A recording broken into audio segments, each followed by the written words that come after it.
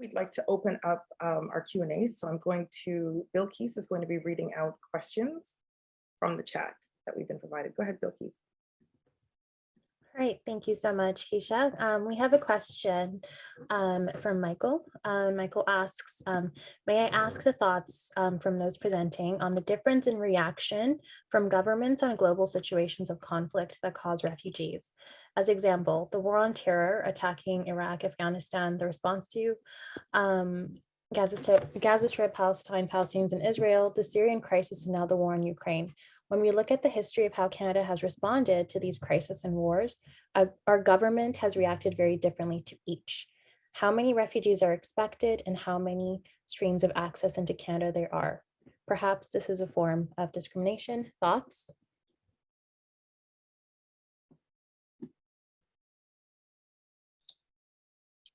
Well, I'm happy to step up and say, I think that, the realities of systemic racism are very systemic and show up in profound ways in these kinds of questions. I leave it to others to.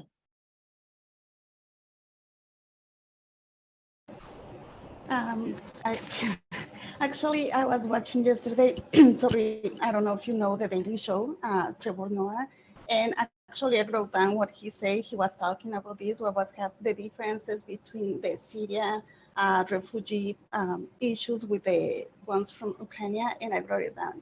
I'm just gonna say the way I changed it, and he's saying, sorry, he was talking about the Ukraine war exposing racial disparities in refugee treatment that can be easily compared with the immigrant women and the children welfare system. And he said, but I changed it. I know right now there is somebody who's like, oh, immigrants again with the racism. What is it with immigrants, people of color, minorities, and the racism? Always talking about, I got years at a time without even thinking about racism. It's easy. Why don't you try? Well, here's the answer. Maybe the reason these people are always talking about racism is because racism is always happening to those people. And I'm gonna put in the chat the real one and the one that I changed it. But yeah, it's very clear that there are different forms to treat refugees or to treat different people, how I was saying, depending on where you're coming from. And it's sad, but it's a reality that we have to deal with. Yeah, I think going off of Monica, I don't have the numbers and I don't know the discrepancy in terms of when and how Canada accepts refugees based on international conflicts. But I think something that comes up in my work a lot, I work a lot with housing. And, we always say like, it's not just about finding people housing, it's about keeping people housed. And I think that in terms of an acceptance of refugees, it's not just enough that Canada would open their borders to refugees.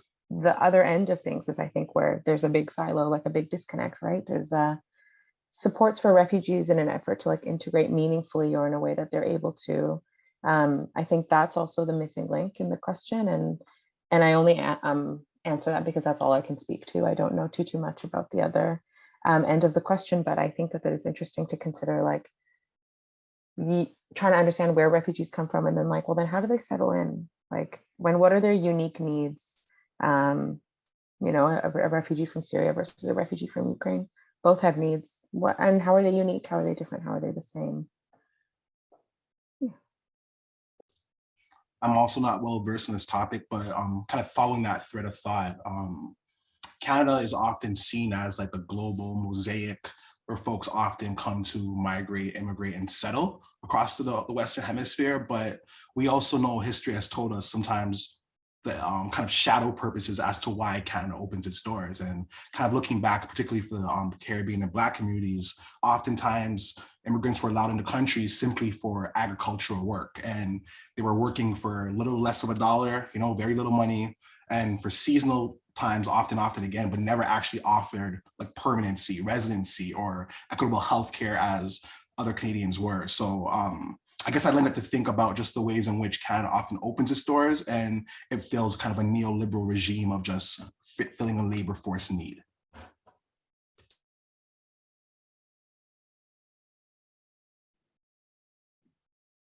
Thank you so much, Travonne. I'm looking at the chat and the questions are coming in and hands are raised. And I was just saying to Rupalim, I hope you don't mind if I mention this, that I wish we could continue the conversation and that we might have to do this on like a weekly basis or a bi-weekly basis just until we kind of get through some of these questions, because I think there's definitely an appetite for this discussion, right? There's a lot of overlap and there's been a big gap. So look at this, this is fantastic. And unfortunately, we're not even gonna be able to get to all of these questions, but I'm sure that we'll find some way to compile the questions and provide answers. And Rupalim and Bilquis will talk a little bit about what that will look like and how that will be done. But I do have a final question to each of the panelists, if I can get you to answer this question in 30 seconds or less. And this question is from Selena. If you could wave your magic wand and create a system that fosters family safety, support, belonging, what would it look like? What would it look like? If you could wave your magic wand and quick soundbite, what would it look like for you? And we'll start with you, Travonne, and we'll just go right around. Putting you on the spot, Travonne. It's the once I wish I went last, but if I could wave my magic wand and create a system, I believe it would be a system that's centered in reaching out to community rather than reaching out to a state that's often seen to penalize. I really do feel there's a need to resource amongst our village rather than stick to a state that doesn't have the capacity to provide the outcomes it scrutinizes for. Agreed. Thank you so much. Shaoli. Completely agree. It would be a system that is non-punitive in its essence, and collaborative and holistic. I think my biggest gripe, or the biggest pain that I feel when I think about MCFD apprehending children, is the loss of growing up in a culture and in a community, and people knowing where they're from. And so finding a way to keep kids in their communities, and make sure that they're safe as well. So reductive and lots to parse out, but that is my magic wand dream. Thank you, Shaoli. Mary, what's your magic wand? Yeah, I think my magic wand, to follow up on the reductive kind of approach to the 30 seconds, would be, the village approach where we saw care for children and care for one another as a really collective responsibility, where the punitive aspect is non-existent and the caretaking aspect is the primary piece. And so that because I think that helps to answer, the health and well-being and the poverty piece and the fear and things that go along with immigration status. Wonderful. Thank you so much, Mary. And last but not least, Monica, what is your magic wand? What would you like to see shift?